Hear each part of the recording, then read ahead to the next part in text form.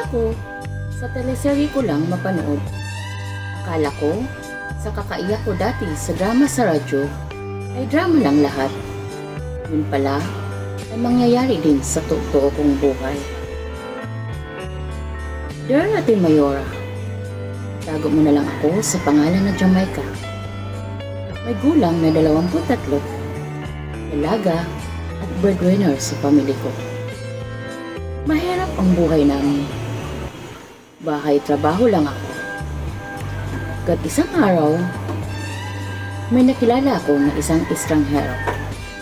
Bumili siya sa tindahan na kung saan ako nagtindera. Yes, isa po akong tindera. Bumili siya ng cake. Sabi niya, iregalo daw niya sa girlfriend niya kasi birthday daw. Bukod pa sa may mga dala siyang bouquet of flower, chocolate, at kung ano-ano pang bit-bit niya. Sa tingin ko, napaka-generous niyang tao sa kanyang girlfriend. Mapasana all ka na lang. Oh my God. Wow. Nung araw na yun, Ate Mayora, doon nabuo ang aking mga pangarap na sana someday magkaroon ako ng boyfriend na katulad sa kanya. Na sana may boyfriend na magregalo sa akin tuwing birthday ko. Na sana may magkikare sa akin araw-araw. Fast forward the story, lumipas ang ilang buwan, bigla akong nagulat na biglang bumalik ang isang estranghero na dati ay abala sa kakabit-bits kanyang dala para sa kanyang girlfriend. Nagulat ako, bigla niyang tinanong ang aking pangalan. Sabi niya,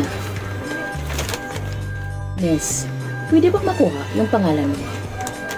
Sabi ko naman, bakit po? Tapos sabi niya, pati naman number, bigay mo na sa akin. Nagtaka ako bakit tinatanong niya sa akin at hinihingi pa yung number ko. Ako naman, wala sa isip ko yun. Binigay ko naman. Yun pala, doon nag-uumpisa ang aming communication. Araw-araw, ganun ang aming senaryo.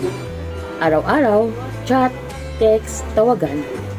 Araw-araw, masaya ako.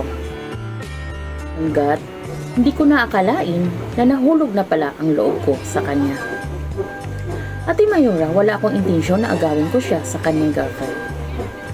Alam ko kung gaano niya kamahal ang kanyang girlfriend. Pero, hindi ko mapigilan ang bugso ng damdamin ko. Napaibig na ata ako sa kanya, Ate Mayora. Ngunit, isang araw, nagulat na lang ako. May babaeng biglang naghanap sa akin. Nagpakilala na siya daw ang girlfriend nang lagi kong kinakausap sa araw-araw.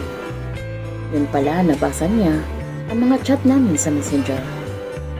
Nagmamakawa siya. Ang sabi niya, baka naman daw pwedeng layuan ko ang kanyang boyfriend. Mahal na mahal daw niya ang kanyang boyfriend at hindi niya kaya. Naiiwan siya. Di ko po alam ang gagawin ko, Ate Mayora, na parang natulala ako. Oo naman, may kasalanan ako. Bakit ko siya pinatulan na alam ko naman na may girlfriend pala siya? Pero, iwan ko, Ate Mayora, parang ang hirap. Ang hirap ng hinihingi niya sa akin. Nakonsensya naman ako. Naawa ako. Pero paano ako? Paano yung puso ko? Aminin ko po sa inyo na kami na ni Mr. Estranghero. Siya pala si Bernard. Bernard ang pangalan niya. Alam ko minahal na ako ni Bernard. Sa araw-araw na banding namin, ang kanyang atensyon na para sana sa kanyang girlfriend ay napunta na sa akin. Yung estranghero na pangarap ko noon ay boyfriend ko na ngayon. Sobrang saya ko. Pero sa kabila ng lahat, ay may tawa akong pinaiyak. Halos araw-araw nagmamakaawa si girl sa akin. Na parang awa ko na daw, at yun plano nilang kasal ay parang ayaw na daw pag-usapan ng kanyang boyfriend. Masaya ba daw ako na inagaw ko daw sa kanya ang kanyang boyfriend? Nahirapan po ako. Litong-lito ang pag-iisip ko. Hindi ko po alam kung anong gagawin ko. Kung i-give up ko ba ang aking boyfriend na ngayon ay mahal na mahal ako. Ate Mayora, sana mabigyan niyo ako ng payo. Kasi hanggang ngayon, hindi ko pa alam ang gagawin ko.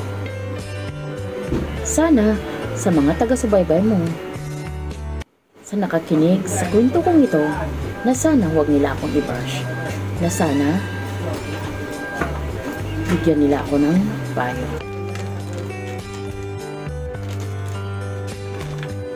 Kung nagawa ng lalaki sa girlfriend niya, I am sure nagagawin din niya sa'yo.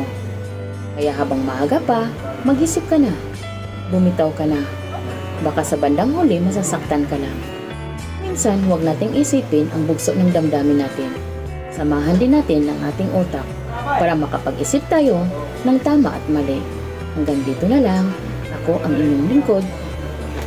Kaya huwag niyong kalimutan mag-like, mag-subscribe sa aking YouTube channel para updated kayo sa aking video. Bye-bye!